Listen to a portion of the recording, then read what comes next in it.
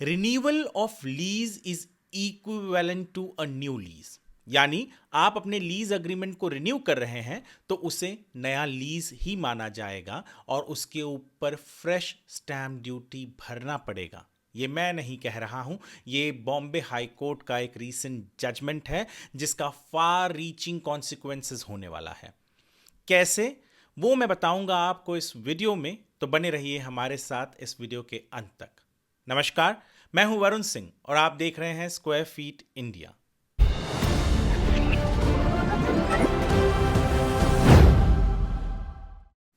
पिछले 20 साल से रियल एस्टेट कवर कर रहा हूं एक जर्नलिस्ट के हैसियत से, और स्टैम्प ड्यूटी को लेकर जब भी कोई बात होती है तो लोगों के कान खड़े हो जाते हैं। हाँ, क्योंकि एक बहुत बड़ा आंकड़ा होता है जो हर व्यक्ति को, जब वो घर खरीदता है, रजिस्टर करता है, जब कोई रेंट अग्रीमेंट करता है और रजिस्टर करता है, और जब कोई लीज अग्रीमेंट करता है और रजिस्टर करता है, तो उसे भरना पड़ता है, सरकार को देना पड़ता है। बहुत से लोगों के मन में एक ऐसा ख्याल था कि यदि मैं मेरे जो पुराने लीज अग्रीमेंट हैं, यानी बड़े लंबे टाइम के लिए जो लीज अग्रीमेंट होते हैं 20 साल 30 साल के लिए, यदि उन्हें रिन्यू कर रहा हूं तो मुझे तो बस एक एक्सटेंशन मिल रहा है, तो मैं उस पर स्टैम्प ड्यूटी क्यों भरूं। ऐसा ही हुआ एक पर्टिकुलर पार्टी के साथ, जो अपना, जिन्होंने पहले तो वो लैंड जो सामने वाली पार्टी थी उससे 1947 में एक परपेचुअल लीज पर लिया था, यानी एक लंबे समय के लिए लिया था। फिर 1981 में उन्होंने उसी लैंड को रिन्यू किया, उस लीज को, और 2000 अभी हाल ही में जब उन्होंने वापस से उसको 30 साल के लिए रिन्यू करने गए तो उनको स्टैम्प ड्यूटी भरना पड़ा कुछ 32 या 34 लाख रुपए का। उन्होंने कहा कि भैया हम तो सेम परपेचुअल अग्रीमेंट है, लंबा अग्रीमेंट है, उसी को रिन्यू कर रहे हैं, तो आप हमसे ये नया लीज का जो स्टैम्प ड्यूटी है वो क्यों मांग रहे हैं। ये नई लीज नहीं है, ये रिन्यूअल है खाली।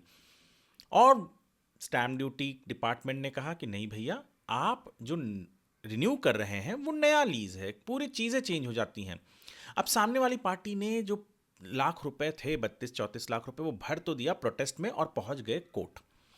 बॉम्बे हाई कोर्ट के नागपुर बेंच ने कहा कि renewal of lease is equal to new lease. यदि आप एक्सटेंड कर रहे होते तो ठीक है, पर आप यहां एक्सटेंड नहीं कर रहे हैं, आप पूरे लीज को रिन्यू कर रहे हैं। और जब आप लीज को रिन्यू कर रहे हैं तब पूरे के पूरे जो ऑब्लिगेशन से एक पूरा कॉन्ट्रैक्ट बनता है।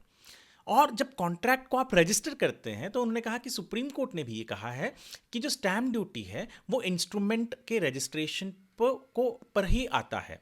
यानी जब आप एक अग्रीमेंट रजिस्टर कर रहे हैं, नया अग्रीमेंट करके रजिस्टर कर रहे हैं या पुरानी अग्रीमेंट रजिस्टर कर रहे हैं, तो उसके ऊपर स्टैम्प ड्यूटी आता है, तो आपको तो स्टैम्प ड्यूटी भरना है।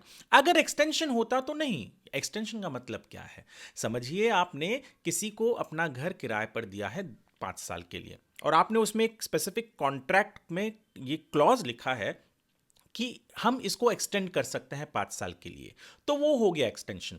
पर यहां पर सरकार ने पाया कि, और कोर्ट ने भी, कि 30 साल का पीरियड था, उसके बाद में और 30 साल के पीरियड के लिए ये रिन्यू कर रहे हैं, नया अग्रीमेंट कर रहे हैं, ओरिजिनल कॉन्ट्रैक्ट में और 30 साल के लिए एक्सटेंशन नहीं लिखा था।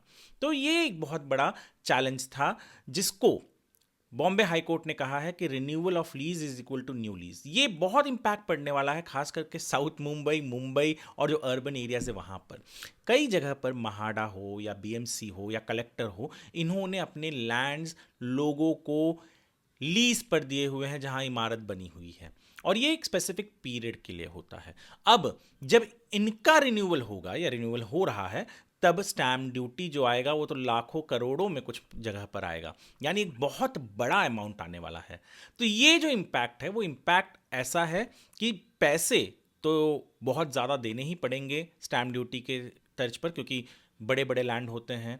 और दूसरी चीज़ सबसे इम्पोर्टेंट ये है कि यदि आप चाहते हैं, आपको लगता है कि आप जिसके साथ अभी अग्रीमेंट कर रहे हैं, एक लंबा अग्रीमेंट कर रहे हैं, उसके साथ आप कंटिन्यू कर सकते हैं, पर उसमें एक धोखा भी होता है। तो वही कि कई बार इंसान बदल जाता है, तो एक क्लॉज ज़रूर आप डाल सकते हैं कि आने वाले 10 साल के लिए हम इसको एक्सटेंड करेंगे अगर दोनों पार्टी सहमत हो। पर उसके अपने भी रिस्क होते हैं, तो स्टैम्प ड्यूटी बचाने के चक्कर में कहीं ये गड़बड़ भी ना हो जाए। पर बॉम्बे हाई कोर्ट का ये जो ऑर्डर है, हमने हमारे वेबसाइट squarefeetindia.com पर बहुत ही सिंपल तरीके से एक आर्टिकल के रूप में अपलोड किया हुआ है। आप उसे ज़रूर पढ़िए, क्योंकि हर कोई कभी ना कभी किसी न किसी तर्ज पर, मोड़ पर एक घर किराए पर लेता है। हालांकि ये घरों को इतना ज़्यादा इम्पैक्ट नहीं करेगा, ये बड़े लंबे लॉन्ग परपेचुअल लीज को इम्पैक्ट करता है। पर जानने में क्या बुराई है और जागरूक रहने में क्या बुराई है। ये वीडियो हमने स्क्वायर फीट इंडिया के लिए बनाया है।